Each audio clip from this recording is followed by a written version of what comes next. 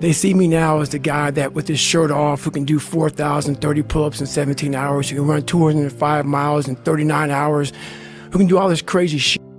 But what they don't understand is they don't understand the journey that it took me to get to this point.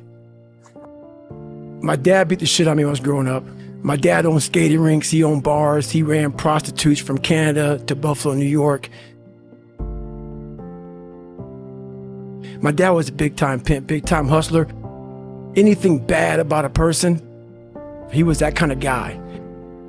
Beat the shit out of me, beat the shit out, out of my mom. There was an incident one time when my mom got knocked out on top of the stairs and he dragged her down the stairs by her hair. In my mind, I was always afraid.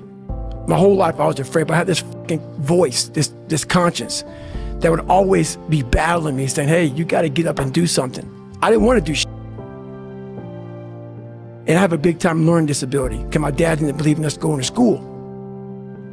So when I went to school, my learning disability, I had social anxiety. I was just a jacked up kid from living in this tortured home. So all the insecurities I had when I was a kid with my father, it just got worse and worse and worse. And the shit haunted me.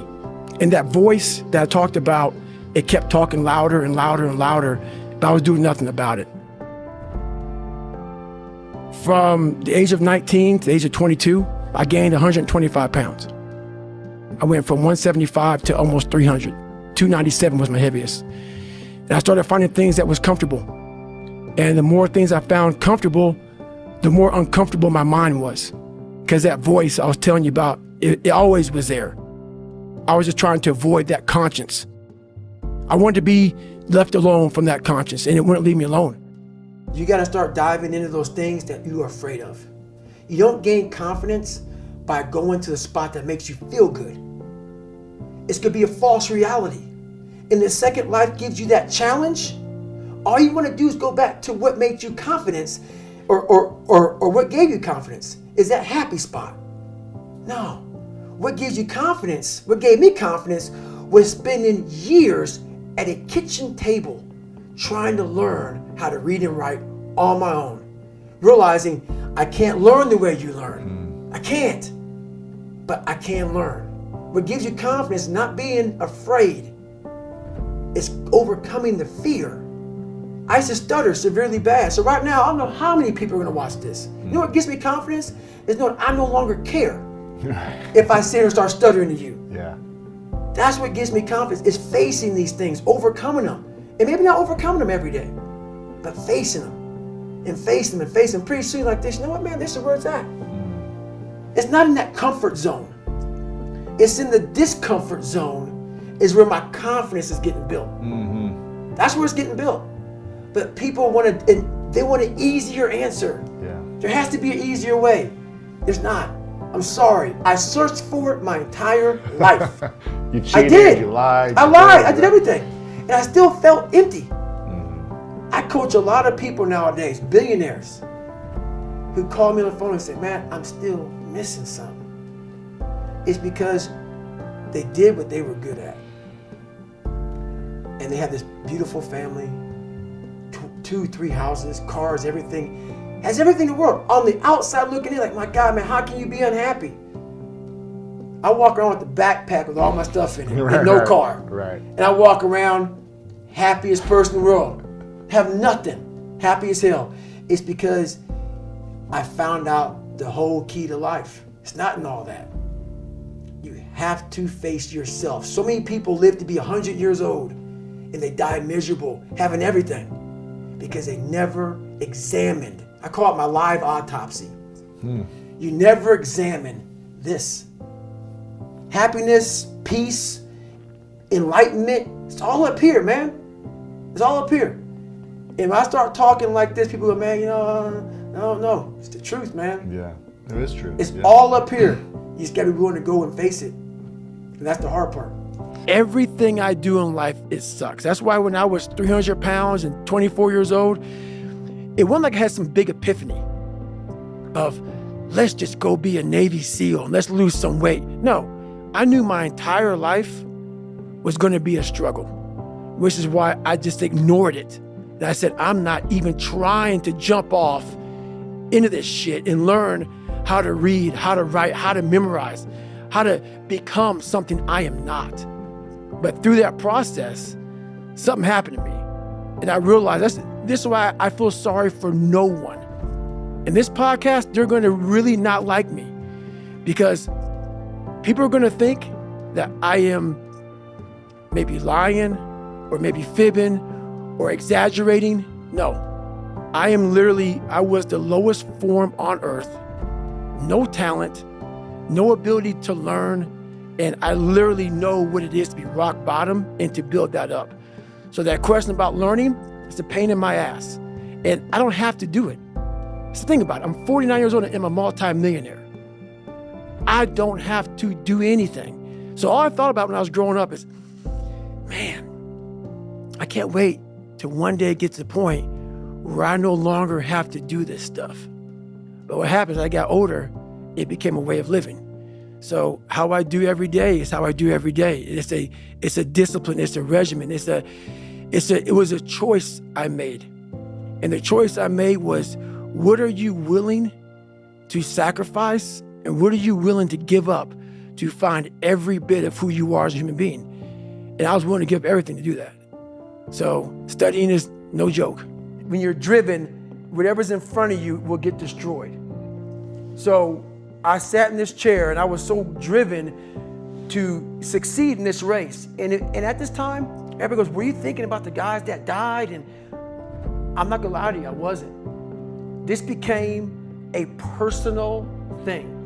This became me against this race, me against the kids that called me nigger, me against me. It just became something that I took so violently personal. And I broke this thing down into small pieces. I said, okay, I gotta get nutrition. I gotta be able to stand up before I can get off this curb and get off this chair and be able to go 30 miles. So I went through all these small steps and I was able to stand up. And then from standing up, I was literally walking around with my wife at the time, and she goes, "You're not gonna make the time." She goes, "You're walking like 30-some minute miles." I got to mile 81, and the second she said that I'm not gonna make the time, I ran the last 19 miles nonstop. And I can show you right now when we get done with this. Matter of fact, I'm gonna show you right now. This was years ago, and I had to put compression tape on my ankle. And so this was years ago. I had literally the size of $50. I had to get compression tape, and I taped up my ankles and I taped up my feet.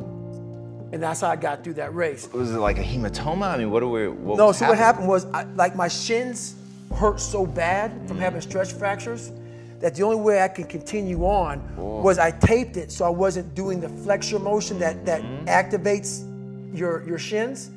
So I taped my ankles and my shins up, and I got that because in my third hell week, they weren't gonna let me go back through train anymore. Right.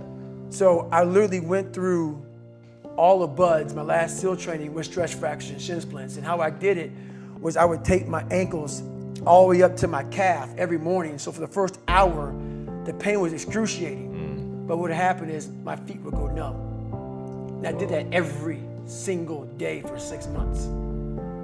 Whoa. And that's how I got through my third hell week, because I was so broken from the first two that the commander said, hey, the CEO said this is your last time we're sending you through. So that's how I got the idea to do that. So with the right, and people may listen to this and say, this guy is sadistic, he's crazy, no, if you know how I came up, you realize I was just a scared kid that found drive and passion to be something much better than what he thought he was. And that's why I talk about the warrior mentality. And that's why so many people are lost when I start talking. You have the right. You're lucky that you don't have to think like warriors think. You're very privileged. I chose this world to be a warrior. And I would choose it again if I came back to this world. But the mentality of a warrior is very different than the normal mentality. You must be that person on that door, get ready to open it, thinking to yourself, if I die, so be it. The only way you can go in that door is knowing there's a great chance you're gonna die. Like being a SEAL, you train with live ammo. You jump out of an airplane, everything you do, you could die. So to be a warrior, why people don't understand me, I'm glad you don't understand me. Merry Christmas, good on you. Because being a warrior takes a whole different mindset.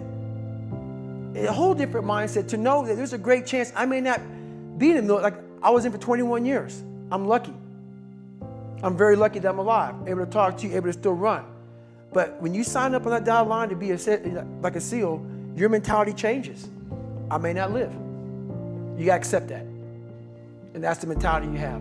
There's tons of takeaways with that one, man. It's about finding energy and strength when you have none. Like a lot of times in life, like that situation right there, man, it's the worst time of your life. There's energy all around us, but we think that we have to have it. It has to come externally a lot of times. We gotta have like a TV in front of us, watch somebody, listen to a podcast, listen to a great music. A lot of times in life, it's fucking quiet. And those are the times when you want to run and hide. You gotta be able to find energy. You gotta make up games, make up tricks, make up whatever you can to get to the next evolution of life. So taking souls is just another way. It's not about hurting the person you're against. It's about finding a tactical advantage in every situation you fucking physically can to get to the next. You're trying to inch further to the goal line. And you don't want to go. And what is that goal line? The goal line is whatever it is for you. For me, I want to get through Hell Week. I want to get through Hell Week with my head up high, being strong. I don't know what the goal line is for everybody. My goal line has been very different for most people. But you're trying to find energy and strength to stay in the fight, to continue on until you get that second wind. The second wind is coming, whatever the second wind may be for you. It's coming. But what happens is we get so stressed out that the end is so far away that we just can't find another foothold or another handhold, so we jump off the cliff and we just fall. There's another one, you gotta find it. So taking souls is one way to do it. What do you think most people get wrong about motivation? They think it's a permanent fix. They think it's something that is a constant. They think that maybe once I get it, I'm gonna hold on to it. And that's the thing about that I was telling you, that I always talk about. Nothing is permanent. Nothing is permanent. And a lot of times you have to learn to perform without motivation. You have to learn to perform without purpose. You have to learn to perform a lot of different things. And that's what people think. They think I need to have this motivation to work out, to study, to be better. So if they don't have it, they just don't fucking do it. And that's where you fail. You have to learn to train your mind well beyond motivation. If you have motivation, that's great. That's some kindling to the fire. All it takes is a little bit of fucking spark, you can burn the whole forest up. But motivation, you have to learn to exist without it. You have to learn to be, you have to be your best self when you're least motivated. And that's the tricky part about all that shit. Motivation is just a word. You have to have these different things in your mind on where you want to go and know that motivation is not going to get me there. Because I'm not going to always be motivated. Jocko said the exact same thing. He said that discipline eats motivation for breakfast. And discipline is good too. But without a clear headspace, there's no discipline. What do you mean? So let's say we have a circuit breaker, okay? And I'm loading everything up to one fucking circuit. Just load it up. It's gonna fucking blow. And once that thing blows, man, the circuit's all fucked up. You gotta have each thing plugged into the right spot, like a fucking crowded garage.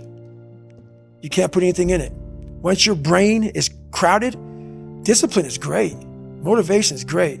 But if you can't fit shit in your brain because it's all fucking cluttered with shit, there's no discipline. You may have it sometimes when it fits in that crowded garage of your mind, but you don't have the consistency that you need to have with that discipline. I came with this thing called perform without purpose. And so many people, they need to have a 5K, a 10K. I need to have a course in front of me. I need to have something in front of me for me to get my fucking ass up and do some shit. And that used to be me. And nowadays, shit, for the past 20-some years, I don't need fucking purpose. And people miss out on this, man. The purpose, we're all looking for this golden purpose. Is it this? Is it that? Is it making money? Is it my family? Motherfucker, the purpose is you. We forget that. Every fucking day I wake up and I don't want to do some fucking shit. I'm like, okay, man, do you want to be a bitch today? Do you want to feel like a little bitch? Do you want to walk around all day knowing that you could, but you didn't?